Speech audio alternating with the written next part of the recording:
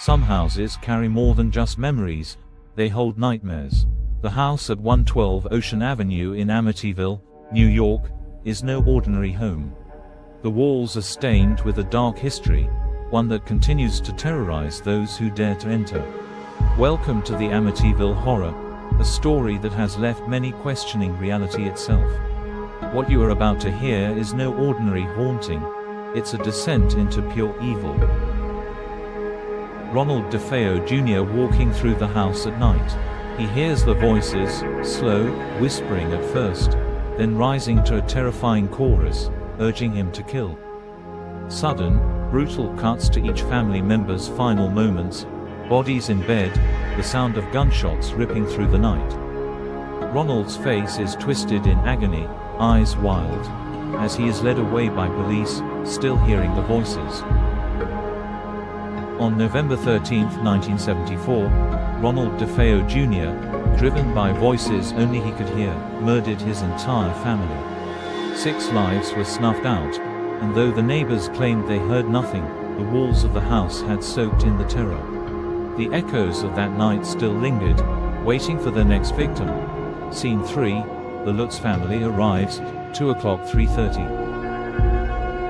1. Bright, cheerful scene of the Lutz family moving in, their smiling faces oblivious to the doom lurking within. As they unpack, the shadows seem to move unnaturally behind them. 2. Focus on George Lutz, standing outside, looking at the house. His face shifts, troubled, but he dismisses it. A loud bang from inside the house interrupts the peaceful moment. The house seems to breathe, its walls pulsing subtly, waiting.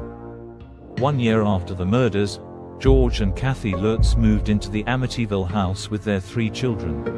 The family thought they had found their dream home, unaware that something dark and evil had already claimed it as its own. What began as small, strange occurrences quickly turned into a waking nightmare.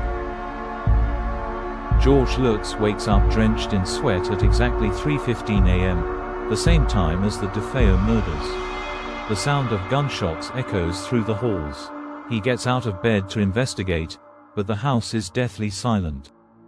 Close-up of his hand touching the wall, suddenly, a grotesque black ooze drips down the wall where his hand was, pulsating unnaturally. Terrifying noises, the sound of voices chanting in an unknown language fills the house. Kathy walks through the living room and is horrified to see her young daughter talking to an invisible friend. The little girl turns and says, "Jody says we're all going to die here." It began with George waking up every night at 3:15 a.m., the same time the DeFeo family was murdered. Soon, voices whispered through the halls, and the walls themselves seemed to bleed. A darkness settled over the Lutz family, creeping into their dreams, their minds, and their very souls. Even their young daughter spoke of a new friend, a demonic figure named Jody, who would soon reveal its true, horrifying nature.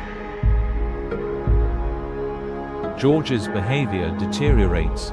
He grows obsessed with chopping wood, becoming distant and violent. The camera shows Jody, an enormous, pig-like creature with glowing red eyes, lurking in the shadows, watching George as he swings the axe.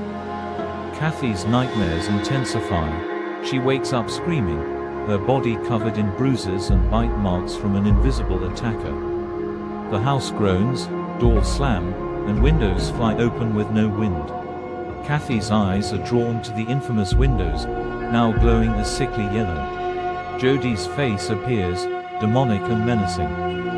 Footage of a priest attempting to bless the house. As he flicks holy water on the walls, the house screams back at him, his skin blistering in the process. He leaves in terror, whispering, "Get out, get out." Jody wasn't just a figment of a child's imagination. This demonic entity was very real, and its presence filled the house with malevolence. George became consumed by rage, as though the house itself had infected his mind. Kathy experienced brutal attacks in her sleep, and even a priest who tried to bless the house was violently driven away by forces beyond his comprehension. Whatever lived in the house wasn't just a spirit, it was something darker, something that wanted blood. on the final night. The house is in complete chaos.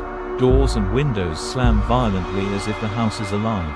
Poltergeist activity is at its peak, chairs are thrown across the room, lights explode, and the air fills with an unnatural, bone-chilling cold. George stands in front of the basement door, an almost trance-like expression on his face. Slowly, the door creaks open, revealing the Red Room, a hidden room the family had never noticed before, drenched in blood. Kathy screams as she sees a distorted version of herself, hanging from the ceiling by a noose, swinging back and forth.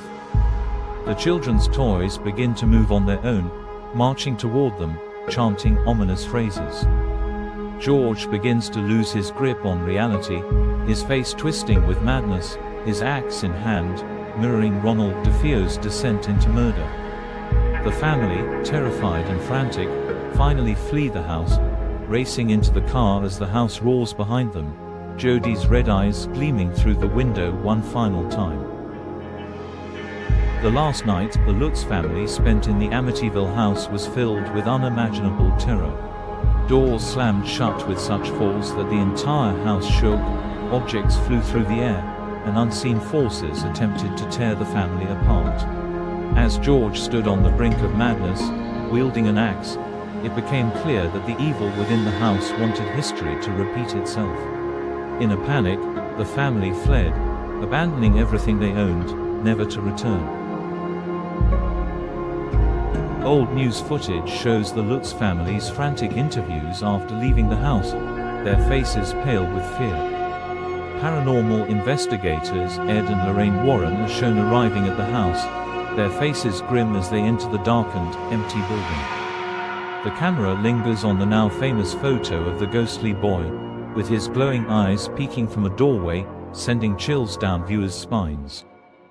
Footage of the Warrens describing the evil presence as beyond anything they had encountered before. The house is seen abandoned, but eerie lights flicker from within, as if something still resides there. The Lutz family fled, but the house was far from silent. Paranormal investigators Ed and Lorraine Warren, renowned for their encounters with the supernatural, entered the house only to discover that the evil within was more powerful than anything they had faced before. A photo taken by the Warrens revealed the terrifying image of a ghostly boy, standing in the very spot where one of the DeFeo children had been killed. To this day, the Amityville house remains a mystery, a place where evil has taken root, and from which it may never leave.